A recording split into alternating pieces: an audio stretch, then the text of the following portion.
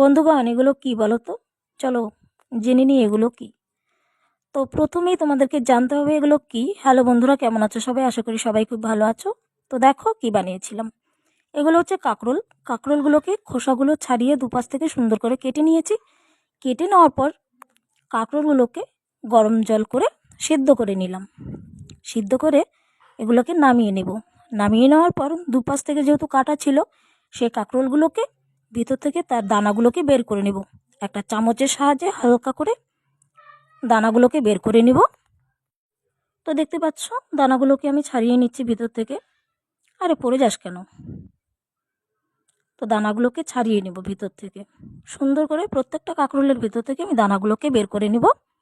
যেহেতু সিদ্ধ করা ছিল, দানাগুলো বের করতে বেশি একটা কষ্ট হবে না। তো দেখো দানাগুলোকে বের করে নিলাম ভেতর থেকে। তো দানাগুলোকে বের করার পর আমি একটা মশলা তৈরি করে নেব। সেখানে দেব লঙ্কা, রসুন, পেঁয়াজ, হালকা একটু সর্ষে আর দানাগুলো বেটে নিয়ে একটা মশলা রেডি করব।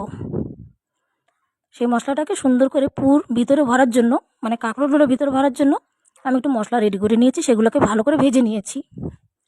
তো সেদ্ধ করা কাঁকরোলগুলোর ভিতরে এখন পুরটাকে ভরে দেব। তো পুরটাকে ভরে দেব তার আগে একটা ব্যাটার তৈরি করে নিয়েছি। সে ব্যাটারে ছিল চালের গুঁড়ো আর হচ্ছে বেসন। তো দেখতেই পাচ্ছ পুরগুলোকে চামচ দিয়ে, মানে মশলাটা যে তৈরি করেছিলাম চামচ দিয়ে কাঁকরোলগুলোর ভিতরে আমি সেটাকে সুন্দর করে ভরে নেব। চামচের সাহায্যে সুন্দর করে ভরে নিচ্ছি। তো ভরা ফাইনালি হয়ে গেছে। দেখো দুপাশ থেকে কত সুন্দর লাগছে। দেখো দুপাশ থেকে কত সুন্দর লাগছে। তারপরে আতপ চাল বেটে নিয়েছিলাম আর দিয়েছিলাম বেসন, আর এর মধ্যে দিয়েছি হলুদ, লবণ, একটুখানি কাঁচা লঙ্কা বেটে দিয়েছিলাম। তো কাঁকরোলগুলোকে এর মধ্যে দিয়ে ভালো করে এপাশ ওপাশ থেকে আমি ব্যাটারটা দিয়ে, দেখো দুপাশ থেকে সুন্দর করে ভরে নেওয়ার পর সুন্দর করে ব্যাটারটা দিয়ে মুখগুলো বন্ধ করে দেবো, যেন কোনো মতেই ভিতর থেকে পুরটা বেরিয়ে না যায়।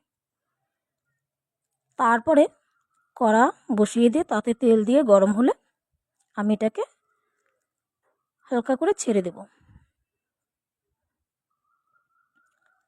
তো দেখে নিলে কি বানালাম।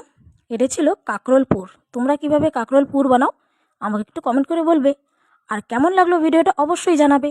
টাটা সবাইকে। কেমন আছো সবাই একটু কমেন্টের মাধ্যমে জানিয়ে দিবে। বাই।